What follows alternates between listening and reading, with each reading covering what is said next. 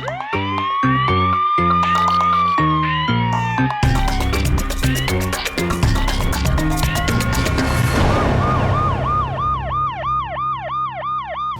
वालेकुम नाज़रीन, प्रोग्राम जुर्म बेनकाब के साथ मैं हूं कैसर खान। नाज़रीन, एक तो गरीब पर जुल्म होता है और फिर उसी जुल्म का इंसाफ हासिल करने के लिए वो गरीब और मजलूम दर बदर की ठोकरें खाने पर मजबूर हो जाता है। एक ऐसा ही वाकया पेश आया लाहौर के इलाके शादरा में, जहां पर एक मेहनतकश को बड़ी बेरहमी से मुबैना तौर पर गोली मारकर कत्ल कर दिया गया। 4 महीने गुजर चुके हैं और अब उसकी जो जवान बेवा है और 4 बच्चों की मां है, अपने खावंद के साथ होने वाले जुल्म का इंसाफ हासिल करने के लिए दर बदर की ठोकरें खाने पर मजबूर है। आज के प्रोग्राम जुर्म बेनकाब में हम इसी जुल्म और जुर्म को बेनकाब करेंगे। एक 33 साल शख्स जो 4 बच्चों का बाप था, मेहनत मजदूरी करके हक हलाल की रोजी रोटी कमा के अपने बीवी बच्चों का पेट पाल रहा था, उसे गोली लगने से, यानी कि क्या वाकया हुआ, क्या मामला था, वो डिटेल हम पूछेंगे क्योंकि मकतूल के इस वक्त हम घर में मौजूद हैं। उनसे हम बात करते हैं सारे मामले के हवाले से, उनके लवाहिकीन है उनसे। सबसे पहले अभी हमारे साथ मौजूद हैं मकतूल की जो जोजा हैं, उनसे हम बात करते हैं। ये बताइएगा सबसे पहले तो जी, हमें बड़ा अफसोस है, अल्लाह ताला आप लोगों को हिम्मत दे, सब्र दे, ये जो इतना बड़ा सानिया हो गया आप लोगों के साथ। क्या मामला क्या हुआ था, किस तरह, कौन लोग थे, किस तरह वो मार के आपके खावंद को? 2 ग्रुपों की लड़ाई हो रही थी, भी आपस में लड़े हैं, फायरिंग की है। उन्होंने 40 तकरीबन फायर की हैं, 40 गोलियां वहाँ पे पुलिस को बरामद हुई हैं, बकौल पुलिस के। ठीक है, एसपी भी मौके पे गया है, सारे गए हैं। अब मेरा मियाँ रिक्शा चलाता था, वो पास से गुजरा है, उसको फायर लग गया। फायर लगने पे वो वहीं उसकी जान निकल गई है। मुझे हॉस्पिटल में ड्यूटी पे थी, मुझे मेरे जेठ ने फ़ोन किया कि इस तरह तुम्हारे मियाँ को ना फायर लग गया है। मैं वहाँ से निकली हूँ, मैं गिरती गिराती पहुँची हूँ। मैं वहाँ पहुँची हूँ तो मैं तो उस हालत में नहीं थी कि मैं मुद्दईया बन सकती या क्या सूरत हाल है। मेरा ससुर और मेरा जेठ मुद्दई बन गए। मेरे मियाँ की लाश कितनी देर मियाँ हॉस्पिटल पड़ी रही, वो अकेला वहाँ पे था। मैं, मेरी माँ, खाला, मेरे भाई सारे उसके पास थे। ये उधर गए हुए थे मेरे जेठ और मेरे ससुराल वाले थाने मुद्दईया के सिलसिले में कि हम मुद्दई हैं। ये 4था महीना सर हो गया है, मुझे कोई इंसाफ नहीं मिल रहा। तारीख पे तारीख मुद्दई मेरा जेठ और मेरा ससुर बन गया। जो मेरा जेठ था वो इश्तिहारी था, वो डकैत है बहुत बड़ा, उस पर बड़े पर्चे हुए हैं, वो मुद्दई बन गया। मेरी बदकिस्मती के उन्होंने उसे पैसे लेके, उसके भाई से ही मुझे उसके जानने वाले ने ही बताया कि 30 लाख रुपया लेके उसे 164 के बयान उसने 1 महीना 5 दिन हुए उसे फोत हुए, उसने दे दिए। इस वक्त जी हमारे साथ मौजूद हैं जिस शख्स को मुबैना तौर पर गोली मारकर ख़त्म कर दिया, कत्ल कर दिया, उनकी ये बड़ी बेटी हैं। इनसे हम बात करते हैं। बेटा, बड़ा अफसोस है हमें आपके अब्बू के साथ जो जुल्म हुआ है। आप बेटा बताओ अपने अब्बू के हवाले से। ज़ाहिर है आपसे बहुत प्यार करते होंगे। हमारे पापा हमसे बहुत प्यार करते। अच्छा, आप कौन सी क्लास में पढ़ती हो बेटा? 8 क्लास में। 8 क्लास में। अब पढ़ाई के हवाले से अब्बू अब कोशिश कर रहे थे कि आप सारी बहनों को पढ़ाया जाए बाकायदा तौर पर, तालीम के हवाले से करते थे। रिक्शा पे 2 जॉब करते थे, रिक्शा चलाते थे और सुबह जॉब करते, शाम को रिक्शा चलाते थे। महज इसलिए कि आप लोगों के लिए वो ज़्यादा कमाएं और आप लोगों को अच्छी परवरिश आप लोगों की कर सकें। इस वक्त जी हमारे साथ मौजूद हैं मकतूल की ये माँ की जगह है, सास है उनकी, और इनसे हम बात करते हैं कि क्या हुआ था। 4 बच्चे हैं जी मकतूल के और जवान बेवा है उनकी, जो मिसेज है, इनकी जो बेटी है। और बड़ा जुल्म हुआ है जी इस खानदान पे, उस खातून पे, उस बहन पर, उसके बच्चों पर। बात करते हैं इनसे सारे मामले का। सबसे पहले जी बड़ा अफसोस है हमें जो जुल्म हुआ आपके दामाद पर। अब बताइए कि ये सारा मामला था क्या और अब तक की क्या सूरत हाल है, कहाँ तक मामला पहुंचा? हाँ जी, ये आज तकरीबन 17 अगस्त की बात है। मैं इधर अपने क्लिनिक पे बैठी थी, मुझे मेरी बेटी का फ़ोन आया इकरा का कि मम्मा मेरे मियाँ को फायर लग गया। मैंने कहा कैसे लग गया, बच तो गया। मैंने कहा, कहती नहीं मम्मा बचा नहीं है, वो ख़त्म हो गया।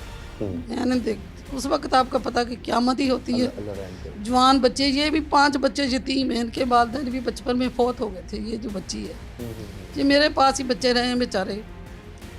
तो मैंने पढ़ाया लिखाया, मैंने कहा चलो बच्ची का बेहतर मुस्तकबिल हो जाएगा। इसका मियाँ शरीफ आदमी था, एक टाइम ड्यूटी करता था, दूसरे टाइम रिक्शा चलाता था बच्चों के लिए। 3 बेटियाँ इसकी है, 1 बेटा है। किस्सा ये हुआ जी, उधर पंजाबी लोगों की कहीं शादी थी, लोग 3-4 गलियाँ छोड़ के रहते थे। ये वन बिलिंग करते हुए उधर आए हैं कहीं, तो उधर इनकी हाथापाई हुई। उन्होंने कहा रोका होगा शादी वगैरह घर वालों ने, इनकी हाथापाई हुई है। उन्होंने हाथापाई के साथ ही उन्होंने अपने रिश्तेदारों को बुला लिया फ़ोन करके। वहाँ बहुत सारे लोग आ गए, बकौल पुलिस के FIR पुलिस ने दर्ज की है, SP साहब आए हैं, DIG साहब आए हैं उधर। उस वक्त मौके पे यानी विदिन 15 मिनट्स वो सारे आ गए उधर। तो लड़का उसी वक्त मार गया फायर लगने से। कुछ लोग जख्मी हुए हैं। जब लड़ाई हुई उसके बाद उन्होंने अपने और लोग बुला लिए, और लोग बुलाए। उन्होंने हाथापाई आके के क्या बाद, फायरिंग वन की? बिलिंग के बाद उनकी वीडियो हमारे पास है, उनकी पिक्चर्स हमारे पास हैं। USB हमने जज साहब को भी दी है, तफ्तीशी को भी दी है। तफ्तीशी ने जी FIR दर्ज की है, जिसमें उसका मुद्दई भाई बड़ा बना छोटा बड़ा जी मेरे सामने मेरे भाई को गोलियां लगी हैं। FIR पे हमारे पास FIR है कि मेरे सामने गोलियां लगी हैं मेरे भाई को। कुछ सब के नाम उसने लिखे हैं FIR पे, तफ्तीशी ने उसके भाई ने लिखवाए हैं। उसके बाद जी बच्चे को इधर मेयो अस्पताल ले आए पोस्टमार्टम के लिए। मैं इधर गई हूँ, सारी रात हम इधर रहे हैं। बच्चे को कोई पोस्टमार्टम नहीं हुआ, ना उसका कोई घर से आया। फिर हमने अपना उधर कोई ड्राइवर था मेरा, वो जाने वाला था बेचारा। मैंने कहा मैं अस्पताल में था, मैंने कहा भाई बच्चा इधर हमारा डेड हुआ बैठा है, उसकी पोस्टमार्टम नहीं हुई। रात के 2 बज गए। कोई वो कहता जी इसका कोई बाप नहीं आया, कोई भाई नहीं आया। मैंने कहा चलो आप लोग अपनी करें कार्रवाई जो करनी है, ताकि बच्चे को फारग करें इसकी डेड बॉडी को। इस खुदा जी ये FIR जो है ये हमें बाद में पता चला, बाद में हमने पढ़ी है दूसरे तीसरे चौथे दिन कुलों के बाद। तो उस पे ये कह रहे हैं जी हमने अपनी आंखों से देखा है, तफ्तीशी से हमारी मिलना ही नहीं दिया गया हमें तफ्तीशी से। कोई 10-15 दिन के बाद हम तफ्तीशी से मिले हैं। उसने बुलवाया बच्ची को, उसने कहा जी ये मेरे तो मदई किस तरह बन सकते हैं कि मैं तो बेहोश थी उस वक्त। उसने सर जी मेरी बात सुनो, उसने जो FIR है उसके मुताबिक यही मुजरम भी हैं, उनकी तस्वीरें पिक्चरें और खोल उन्होंने कहा, पुलिस वाले ने खुद मुझे कहा जी खोल मिले हैं हमें 40 से 35 38। आपको कब पता चला ये सारी इतनी बुरी खबर का?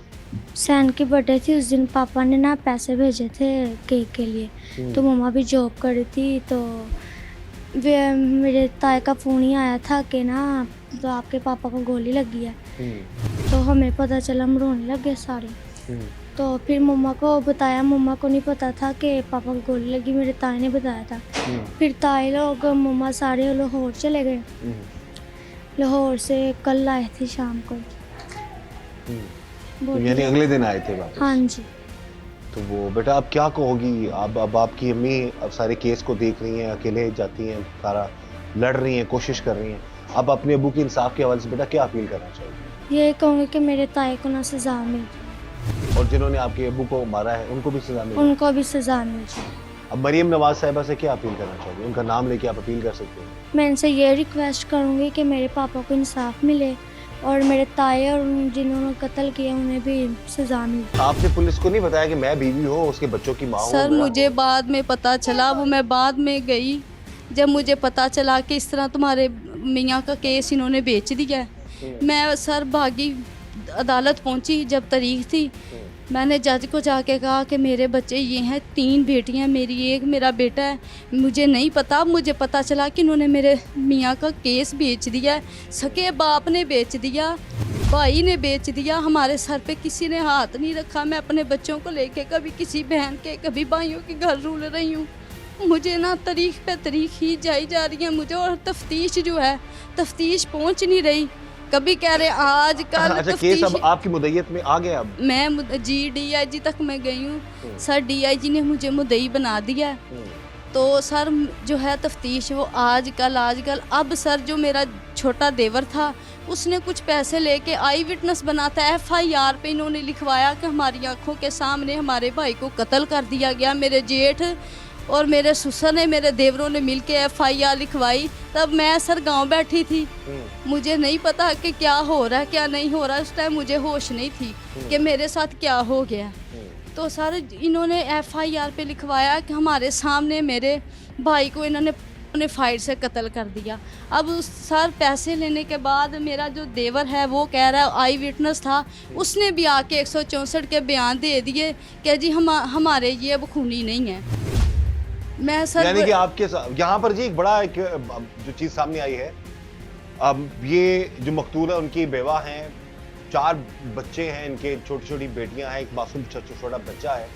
अब ये हमारे माशरे में सितम ज़रीफ़ी देखिए कि मुबैना तौर पर अपने ही यानी कि इनके बकौल इनके अपने ससुर और इनके देवर ने बाकायदा खुद वो मुद्दई बने और मुबैना तौर पर फिर उनसे सुलह भी कर ली और बयानात भी दे दिए और बकौल इनके मुबैना तौर पर उन्होंने पैसा भी ले लिया। अल्लाह रहम करे, एक तो ये जवान बेवा हैं, बच्चे मासूम हैं, बजाय इसके कि इनका साथ देते, इनके सर पर हाथ रखते, इनको इंसाफ दिलाते, मुबैना तौर पर उसी मकतूल के घर वालों ने ही जो है वो सुलह कर ली और पैसे ले लिए और ये जो खातून है ये धक्के खाने पर मजबूर हैं अपने मासूम बच्चों समेत। और अगर उन्होंने मुबैना तौर पर ये पैसे ले लिए हैं और सुलह कर ली है तो उसमें अब ये खुद जो बता रही हैं, जो मकतूल की जोजा हैं, जो बेवा हैं उनकी, कि ये इंसाफ चाहती हैं और अगर कंपनसेशन कुछ होनी चाहिए भी थी या कुछ अगर उनका कोई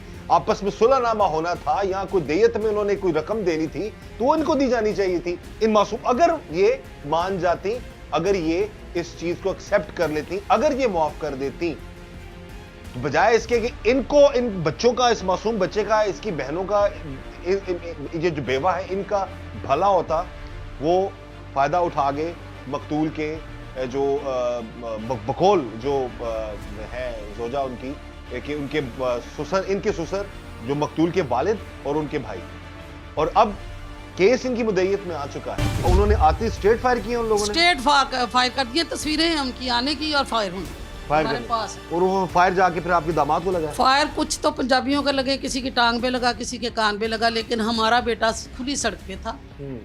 वो रिक्शा को उसने कहा कि लड़ाई हो रही है, मैं साइड पे हो जाऊँ। वो साइड पे होता होता उसको फौरन गोली ये सीने पे लगी है, जाते ही उसका फिफरा वगैरह हर चीज़ करके उसकी रीढ़ की हड्डी में गोली फंस गई। वो निकली तक नहीं है, पोस्टमार्टम में भी नहीं निकली, वो गोली उसके अंदर ही थी, क्योंकि उन्होंने कहा जी अगर हम ज़बरदस्ती निकालते तो बच्चे की बॉडी डैमेज होती। वो उन्होंने लिख के दिया जी गोली इसके अंदर है बेचारे की। तब उसके तफ्तीशी ने बुलाया हमें, हमने कहा जी ठीक है। कहता जी गोलियां बरामद हुई है, ये जो मुजरम है, मुजरम कह के 4 महीने से 4 दिन 10 दिन 5 दिन की डेटों पे डेटें, यानी अभी तक तफ्तीश पेश नहीं की। तफ्तीशी DIG साहब के पास गए, उन्होंने सख्ती से आर्डर दिया कि इस बच्ची की हेल्प करो और इसकी तफ्तीश पूरी मुकम्मल करो, मुद्दई इसको बनाओ, उनको निकालो बाहर। वो कौन होते हैं मुद्दई बनने वाले? तो दूसरी बात, SP साहब के साथ भी पास भी हम गए, उन्होंने भी हमें बुलाया था, उन्होंने भी यही कहा तफ्तीशी से कि अपनी तफ्तीश पेश करो उधर जज के पास। ये अब जी आज तक तफ्तीश जजों के सामने पेश नहीं हुई। एक जज गया, वो दूसरा बदल गया, अब दूसरी अदालत में हम चले गए, लेकिन तफ्तीश अभी तक वहाँ नहीं गई। और मुझे मेरी बेटी ने बता दिया कि वो ना हथकड़ी लगी, ना जेल में गए, ना हवालात में गए, वो फिरते हैं जी 7 8 10 आदमी होते हैं, वो इसी तरह आते हैं, इसी तरह चले जाते हैं। ये जी देखिए, अब ये एक पॉजिटिव चीज़ है जहां पर DIG साहिब ने और SP साहब ने इनकी मदद की। वो खुद बता रही है कि DIG साहब ने बहुत अच्छा इनका साथ तावन किया, इनकी बेटी की मुद्दईयत में मुकदमा भी हो गया, जो पॉजिटिव चीज़ है। हम पुलिस के हवाले से वो भी अपने इस प्रोग्राम में दिखा रहे हैं। लेकिन जहां पर मामला आता है तफ्तीशी का, इलाके का जो थाने का जो तफ्तीशी है, अगर वो बकौल इनके मुबैना तौर पर सही तफ्तीश नहीं कर रहा है, ये डिले कर रहा है, तो ये 4 महीने से बार बार धक्के खा रही हैं। और हम यही गुजारिश करेंगे आला अफसरान से कि खुदारा ये हमारा जो थाना सिस्टम है, जो इसमें तफ्तीश वाला सिस्टम है, उसको थोड़ा बेहतर किया जाए। ऐसे मजलूमों को धक्के खाने की बजाय बल्कि उनको बाकायदा तौर पर इंसाफ मिलना चाहिए, उनकी मदद होनी चाहिए। और यही गुजारिश है मकतूल की जो सास हैं उनकी भी, इन्होंने खुद बता दिया कि खुद भी बेवा है और अब उनकी बेटी भी बेवा होगी। बेटी को भी, अपने बच्चों को भी इन्होंने बेवगी में पाला और अब उनकी बेटी जो है वो भी इसी हालत में है। तो ये चाहते हैं हम भी अपने इस प्रोग्राम के जरिए, टीम जुर्म नकाब 24 न्यूज़ की टीम, कि इस केस की तफ्तीश मेरिट पर हो। और खुदारा ये जो सिस्टम है तफ्तीश का, ये एक रवायती अंदाज है, हर कोई बुरा नहीं है, लेकिन जहाँ कहीं रवायती अंदाज नजर आता है वहां पर ऐसी मजलूम माएँ और बेटियां बहनें खुआर हो जाती हैं। तो ये गुजारिश है हमारी वज़ीर आला पंजाब मरीम नवाज साहिबा से भी और आईजी पंजाब डॉक्टर उस्मान साहब से भी कि खुदा रहा इस केस की तफ्तीश मेरिट पर करवाएं और इनको कितने महीने से अब धक्के खा रही है? सर ये 4 महीने होने वाले हैं। तफ्तीश जो है सर, तफ्तीशी जो है, जो तफ्तीश है वो भी साथ मिले हुए हैं सर। कोई मैं जाती हूँ धक्के खाती हूँ, मुझे पता है कि कैसे करके मैं धक्के खा के वहाँ पहुँचती हूँ, फिर तारीख। अब सर तफ्तीश पहुँची उसने मिल मिला के साथ सब ने। अब मेरा जेठ उनके साथ मिल के आता है और मुझे धमकियाँ ये लगाता है कि तुम केस से पीछे हट जाओ, हमने सुलह कर लिया, तुम केस से पीछे हट जाओ वरना तुम्हारी खैर नहीं है। ये मुझे वो धमकियाँ लगाती हैं कि पीछे हट जाओ। मैंने इंसाफ लेना है, मैंने लाजमन लेना, क्योंकि रूल मेरे बच्चे रहे हैं, रूल मैं गई। मैंने इनको कैसे पालना है, मैंने इनको कहाँ से कमा के खिलाना। उस दिन बर्थडे थी आपके, किसी बच्चे को पैसे भेजे थे? ये मेरे छोटे बेटे की बर्थडे थी उसी दिन। हाँ तो क्या उन्होंने पैसे ऑनलाइन के कितनी देर पहले सारा ये बताया उन्होंने? तकरीबन सर 3:58 पे उन्होंने मुझे 1300 रुपया भेजा, जैज़ कैश किया। फिर मुझे फ़ोन किया कि मैंने पैसे भेजे इसके लिए केक लेके घर जाना। मैंने कहा ठीक है। 4:30 बजे इसके ताई ने मुझे फ़ोन किया कि तुम कहाँ हो? मैंने कहा मैं ड्यूटी पे हूँ। उसने मुझे कहा उसे फायर लग गया, उसे गोली लग गई है। सर मुझे क्या पता था कि इन्होंने मेरे मियाँ का बेच देना है, खून इन्होंने पैसे खा लेने हैं। मुझे पता होता तो मैं उठती, तो मैं अपने बच्चों के लिए खड़ी होती। जो आपका मुलजिम है वो गिरफ्तार, जिसकी गोली लगी है वो गिरफ्तार हुआ है कि नहीं हुआ? सर वो सरेआम फिरते हैं। वो जब तफ्तीशी हमें थाने बुलवाया है तफ्तीश के लिए, कंप्लीट करने के लिए, तब भी मैंने कहा है कि सर ये वो सरेआम सर आए हैं, कोई उन्हें हाथ कड़ी नहीं, कोई कुछ नहीं। जब मैं कहती हूँ ये तो सरेआम फिर रहे हैं, इन्होंने कत्ल किया है, ये कैसे फिर रहे हैं? इन्होंने पूरी जमानतें करवाई हैं, वो इनका हक है, ये है वो है, बस सरेआम वो फिरते हैं। ये कौन कहता आपको? सर ये पुलिस वाले कहते हैं इन्होंने बुरी जमान, और उनको सिक्योरिटी इतनी दी जाती है जब वो अदालत में आते हैं, ऐसे पुलिस वाले पास खड़े होते हैं, वो आराम से अंदर जा रहे होते हैं। अच्छा, जिसको सिक्योरिटी देनी चाहिए, जिसकी मदद करनी चाहिए, जिसका हक जो है दिलाना चाहिए, उसको नहीं दिलाया जा रहा। और ये कौन कह रहा है? ये गुजारिश है हमारी मरीम नवाज साहबा से, सुन लें खुदा रहा। असल हकीकत ये है, सब अच्छा है कि रिपोर्ट दे दी जाती है अफसरान तक, पर्चा हो गया, बंदा गिरफ्तार हो गया, तफ्तीश होगी, उसके बाद इतना जलील कर दिया जाता है। ये बार बारी की बात कर रही है, तारीख पे तारीख दी जाती है। और फिर आखिर में क्या होता है? ऐसी मजलूम जो खवातीन हैं, मासूम बच्चे हैं, उनको डरा धमका के बिठा दिया जाता है। ये थक जाती है, खुद ही छोड़ देती हैं इंसाफ का इंतजार करना, इंसाफ की कोशिश करना। आप अपील कर सकती हैं जी अपनी। बिल्कुल जी, हम तो यही कहेंगे कि मेरे बच्चे छोटे हैं, बिल्कुल छोटे हैं। 4 साल का उसका बच्चा है, 20 साल बच्ची ये पालेगी उसको, किस तरीके से पालेगी उसको, कब बड़ा करेगी, कब उसको अपनी बैठ के खाने को मिलेगा। मैं मजदूरी करती, मैं भी मजदूरी करती रही, 20 साल से मेरे मियाँ की डेथ हो गई है, लेकिन हमने बच्चों को तालीम दिया, पढ़ाया लिखाया अपने बच्चों को। मैं मरीम नवाज साहबा से, वो भी हमारी तरह एक औरत है। हमें इंसाफ चाहिए ना, हम किसी चीज़ का लालच करते। रोटी तो खुदा ने देनी है। एक अदालत दुनिया पे है, एक अदालत अल्लाह की अदालत है, बड़ी अदालत है, वहाँ से इंसाफ होगा। अगर इधर नहीं मिलेगा, हमें इंसाफ दें, हमारे बच्चों का बताएं। अगर उसके जेठ ने इसके साथ करनी थी सुलह, ये तफ्तीशी के जरिए हुई है सारा कुछ। 164 के बयान दे दो, ये दे दो। पहले तो तफ्तीशी लटकाता रहा या मुद्दइया नहीं बनेगी। जब हम DIG के पास पहुंचे, उन्होंने कहा क्यों नहीं बनेगी? SP साहब ने कहा बनेगी मुद्दइया। फिर इसको मदियत में ले दिया, तो फिर भी वो जो इसका जेठ है, जो गैर निकल गया वहाँ से मुद्दइयत से, वो फिर जाता है इनके साथ, फिर जाके मेरी बच्ची को धमकियाँ लगाता, मुँह पे हाथ फेरता है। ये अल्लाह ताला बेहतरियाँ करता है, बंदा तो कुछ भी नहीं कर सकता। क्या कसूर है मेरी बेटी का, क्या कसूर है इन बच्चों? ये बड़ा जुल्म हुआ है जी। 4 बच्चों के बाप को बड़ी बेरहमी से कत्ल कर दिया गया, और अब उसकी जो जोजा है मकतूल की और 4 बच्चे हैं मासूम, वो इंसाफ के लिए दर बदर की ठोकरें खाने पर मजबूर हैं। इसी वाले से हम बात करेंगे, जो ये की हमसाई हैं, उनसे हम पूछते हैं सारे मामले के हवाले से। जी बताएगा, आप क्या कहेंगे सारे मामले के बारे में? हम तो भाई मरियम नवाज से गुजारिश करते हैं, बच्ची के हक में बेहतर किया जाए। बेटी है उसकी, उसके हक में, छोटा बच्चा है। अब कहाँ जाए, दर बदर बच्चों को लेके बहुत ज़्यादा उसके सर पे यानी कि ये पड़ गई है कि अब बहुत मुश्किल में उसका गुजारा वगैरह कहाँ होगा। अभी इसकी ज़िंदगी अभी क्या थी, 20-22 साल ज़िंदगी उम्र थी और इसमें इतना बड़ा यानी कि जुल्म मिल गया उसको। अब हमारी बार बार ये गुजारिश है कि उस बच्चियों के हिले वसीले से उसको कुछ ना कुछ यानी कि उसकी देखभाल के लिए या जैसे उसको मुनासिब लगता है उसके हक़ में बेहतर किया जाएगी। बिल्कुल सही। आप क्या कहेंगे जी? हमारी मरियम नवाज से यही अपील है कि इनको इंसाफ दिलाया जाए। इनकी बच्चियों को देखें, इनके बच्चे को देखो और इसकी उम्र देखें। मेहरबानी है आपसे कि इनको इंसाफ दिलाया जाए। बड़ी मुश्किल में ये गुजारा कर रही है। अब आप बहन जी अपील कर सकती हैं स्क्रीन पर, आप वज़ीर आला पंजाब मरीम नवाज साहिबा से। मेरी बस यही इल्तिजा है कि मेरे पे रहम किया जाए, मुझे इंसाफ दिया जाए। इनके अपनों ने इसके बाप का खा लिए पैसे, मैं कहाँ जाऊँ। मेरा तो ये है कि मुझे इंसाफ दिया जाए ताकि मैं इज्जत से कमा के इनको पाल सकूँ।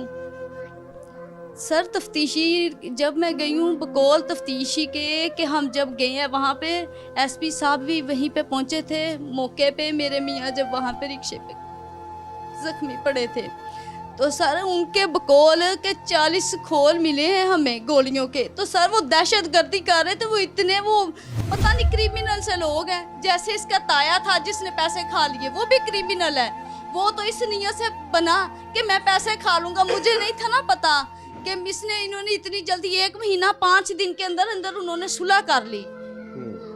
तुम 4 महीने 6 महीने उनको अंदर जाने तो हमें पता चलता, फिर मैं कोई एक्शन लेती। मुझे पता ही नहीं, जब इन्होंने 164 के बयान दे दिए मुझे पता चला उन्होंने तो सुलह कर ली और मुझे कहा गया कि तुमने नहीं लड़ना, तुम सुकून से बैठ जाओ। तो आपको जो 30 लाख बकौल आपके ये जो भी पैसे लिए उसमें 1 रुपया भी नहीं दिया सर उन्होंने? मेरे लिए 10 रुपए भी हराम है मेरे जो उन्होंने उनसे लिए। तो अभी आप क्या चाहती हैं इसमें? आप बकायदा उनको सर, सजा मुझे दिलवाना इंसाफ चाहती हैं या दिया अगर सुलह भी हो तो इन बच्चों का कुछ भला हो जाए? सर उन्होंने मुझे कहा किसी को भेजा कि बाजी 4-5 लाख रुपया ले ले, हम तो केस क्रॉस कर गए हुए हैं। 164 के बयान जो इसके दे दिए चाचू ने, हम तो केस क्रॉस कर गए हैं। ठीक है, यहाँ तो हमें बैठ जाए 4-5 लेके बैठ जाओ, नहीं तो हमें ये कहा गया कि तुम्हारे भाई अंदर बाहर जब निकलते हैं उसकी टांगों पे हमने फायर मारने हैं, यहाँ साइड पे हो जाओ, नहीं तो 4-5 लाख लेके ना तो साइड पे हो जाओ, हम जीत गए हैं। मैंने कहा अगर तुम लोग जीत गए हो ना तो वो 5 लाख मुझे ना दो, वही 5 लाख फिर इसके ताए को दे दो, उसका कोई और भला हो जाए। मैंने अपने मियाँ का इंसाफ लेना, मैंने पीछे नहीं हटना। बहुत बड़ी बात, मैंने बहुत नहीं बड़ी लेना। बात कर दी इन्होंने कि ये सिर्फ चाहती हैं कि इनके खावंद को जो मारने वाले हैं उनके खिलाफ कानूनी तौर पर कार्रवाई हो। और यहाँ पर हमारी गुजारिश है आला अफसरान से, वज़ीर आला पंजाब मरीम नवाज साहिबा से, आईजी पंजाब डॉक्टर उस्मान साहब से, CCD के जो हेड हैं सुहेल जफर चट्टा साहब से कि अब इस केस की इन्वेस्टिगेशन इस हिसाब से हो कि बाकायदा इनको धमकाया जा रहा है। हम किसी भी कौम के हवाले से बात नहीं करते, जो जिसे जुल्म किया है, जुर्म किया है, वो किसी भी कौमियत का हो, किसी भी मजहब का हो, उससे जुल्म और जुर्म किया होता है। तो हम यही चाहते हैं कि इस केस की तफ्तीश मेरिट पर हो, इनको इंसाफ मिले और जो तफ्तीशी हजरात हैं जो इनको बार बार धक्के खाने पर मजबूर करते हैं माजरत के साथ और मुबैना तौर पर, वो ये काम करने के बजाय इनकी केस की तफ्तीश मेरिट पर करें और इनको इंसाफ दिलाएं। और हम यही दुआ करते हैं कि ऐसे मामलात से, ऐसे हालात से अल्लाह ताला सबको बचाए। इस मासूम बच्चे को अब देखिए, अब कितना प्यारा बच्चा है, ये रोशन आंखें हैं इसकी, लेकिन इस मासूम बच्चे को इसके बाप की शफकत से महरूम कर दिया गया और इसी के अपने मुबैना तौर पर इसको धक्के खाने पर उन्होंने मजबूर भी कर दिया। अब इस बच्चे का क्या कसूर है? जब कोई एक इंसान कत्ल होता है या मारा जाता है तो उस एक इंसान की जान नहीं जाती, पूरा पूरा खानदान बर्बाद हो जाता है। बीवी है, बच्चा है, बेटियां हैं, इन सब की जिंदगियां जो हैं इन जालिमों ने बर्बाद कर दी। और रूटीन मैटर होता है बाज़ का तफ्तीशी हजरात का, जब पुलिस सिस्टम है हमारा, आखिर कब दर्दे दिल महसूस करेंगे लोग, दर्द महसूस करेंगे आवाम का कि जिसका खावंद गया, जिसका बाप गया, वो किस अज़ियत से गुजर रहा है या गुजर रही है। हम यही चाहते हैं कि इस केस की तफ्तीश मेरिट पर हो, इनको इंसाफ मिले, इनके बच्चों को इंसाफ मिले और इस तरह के मामलात से अल्लाह ताला सबको बचाए। इस दुआ के साथ कि अल्लाह ताला हम सब पर रहम करम और फजल फरमाए, अल्लाह ताला हमें हर तरह और हर किसी के शर से बचाए। मुझे इजाज़त दीजिएगा। अल्लाह हाफ़िज़।